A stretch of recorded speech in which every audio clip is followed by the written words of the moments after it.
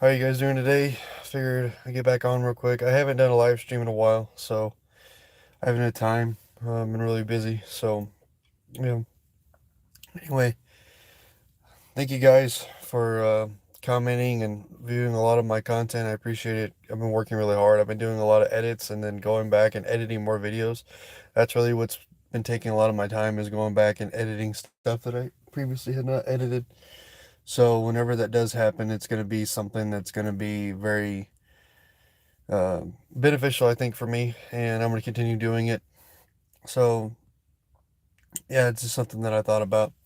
Um, I want to jump in here real quick and talk about something that not really passionate about, but it's really interesting. Like, so as you all know, Kevin Samuels passed away a couple weeks ago, and usually I don't like to jump on things, so I waited till now. So what I'm going to do is I was waiting for any more information to come out that he had or anything.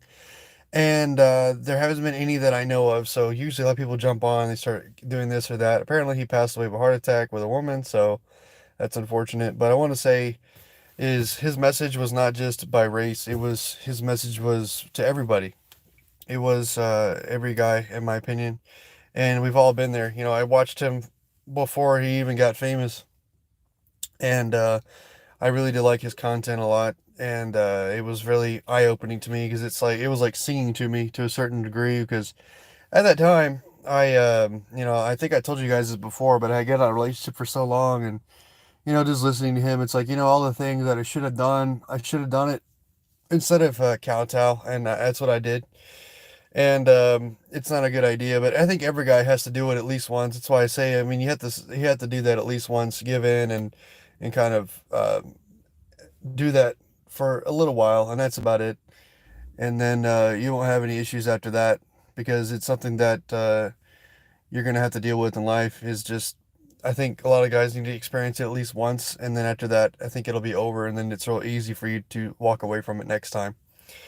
And honestly, I really do believe that it was really sad, because he actually opened my eyes. He had lots of other things as well. For example, he would talk about how like American women the way that they are. So because of that, actually, he talked about going and spreading your wings and flying, go to different places. That's exactly what I did. I went down to Mexico and I got a wife and I got married to a woman from Mexico. So there are several reasons for that. A lot of them had to do with some of his talking points, which was like they're a lot more agreeable. They have a different society than we do. Their culture is very different than ours. So that's another thing that I thought was really nice. And it's true. It's extremely different than ours, and that's something that I do like a lot. And then also, he was talking about the debt ratio, right? So he mentioned like women here in the United States, they get a bachelor's degree, that's $30,000 to $40,000 in debt. They make $50,000 a year, generally speaking. Some even less than that, and then you're supposed to come along and have a family and pay for all this stuff. And then they don't want to be a mom. Like a lot of them, they want to drop out. And it's like, well, you have all this debt. How are we going to pay for this? And that doesn't exist on my wife because she's not, she didn't have that problem.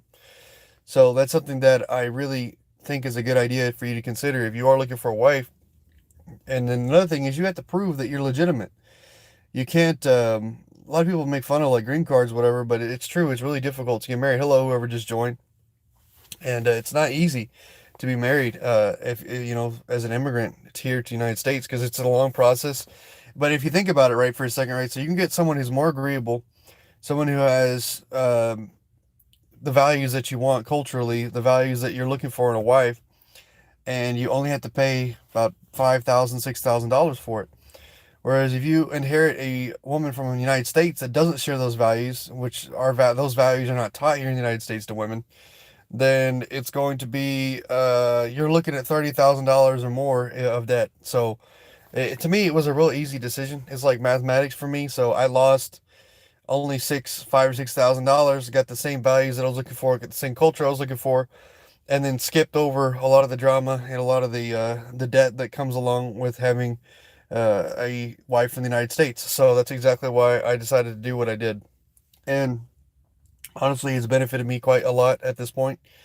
and I really do appreciate that. So that's something that he opened my eyes to, because before then I hadn't really thought about it or anything, because a lot of people make fun of it, but it actually is a long process. But it's been worth it, in my opinion. It's been worth it a lot, and that's something that I never really thought of before, and then also because I'm was a younger guy and I'm more traditionally based, and a lot of the times it's I've always wanted to just be a husband or a dad, and that's it. I didn't want to do that's what I wanted to do in life, and then doing that here in the United States is very difficult to a certain degree. So that's why I was looking for a culture where, men are generally appreciated, generally, their what their labors are good, and that's what I was looking for, and I found it. So here in the United States, it's not the case that I found. I've had and I've done live streams about my experiences with women from the United States and dating and all that stuff, and the horror stories that I have with that. But I can say honestly that did not exist when I was seeing my wife from Mexico. So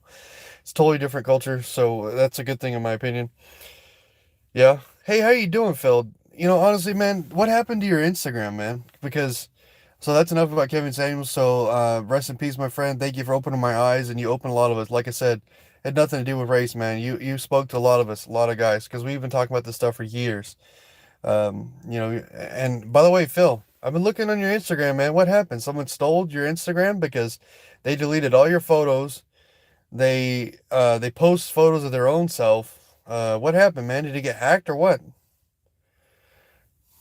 You can answer that if you want to, because I've been looking. I reached out to you on Instagram, and it was like it was a different person, and it was like weird, dude. Like I don't know what happened. The guy never answered me. He's been like uploading photos of him and his family and all that stuff. I don't know what's that. Yeah, exactly. Everything's gone. That's what I thought. That sucks, man. I got hacked. Yeah, I thought so. Okay. Yeah, because I was trying to reach out to you on there.